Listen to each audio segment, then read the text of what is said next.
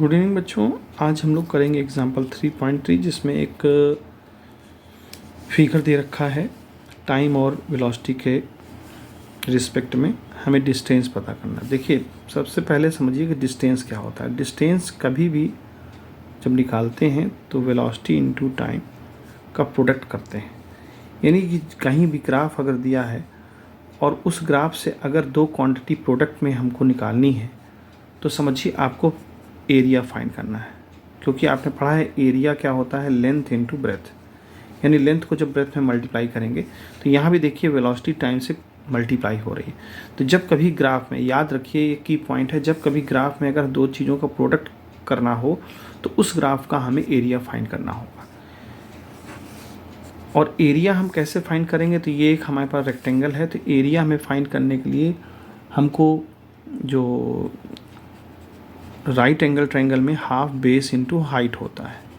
तो देखिए बेस यहाँ 0 से 3 के बीच में टाइम हो गया बेस, और हाइट हो गई हमारी वेलोसिटी में 0 से 6 के बीच में।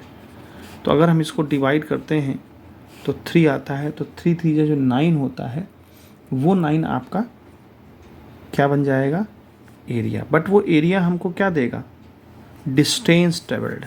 उस एरिया से हम डिस्टेंस ट्रेवल्ड निकाल पाएंगे, डिस्टेंस ट्रेवल्ड, और वो किसके बीच का होगा, 0 से 3 सेकंड के बीच का होगा।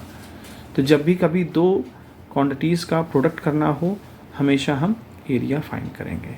तो इस तरह से मान लीजिए, अब कहीं मान लीजिए आपको एक्सीलरेशन फाइंड करना है, वेलोसिटी और टाइम ग्राफ दे रखा है, एक्सीलरेशन फाइंड करना है तो वेलोसिटी अपॉन टाइम होगा। और अगर मान लीजिए आपको एक्सीलरेशन और टाइम ग्राफ दे रखा है तो आपको अगर वेलोसिटी पता करना है तो एरिया इनटू टाइम कर देंगे, यानी कि एक्सेलरेशन इनटू टाइम कर देंगे, यानी कि उस फिगर का हमें एरिया फाइंड करेंगे। तो एरिया फाइंड करेंगे तो हमको वेलोसिटी पता चल जाएगी। तो इस तरह से इस क्वेश्चन को सॉल्व करेंगे।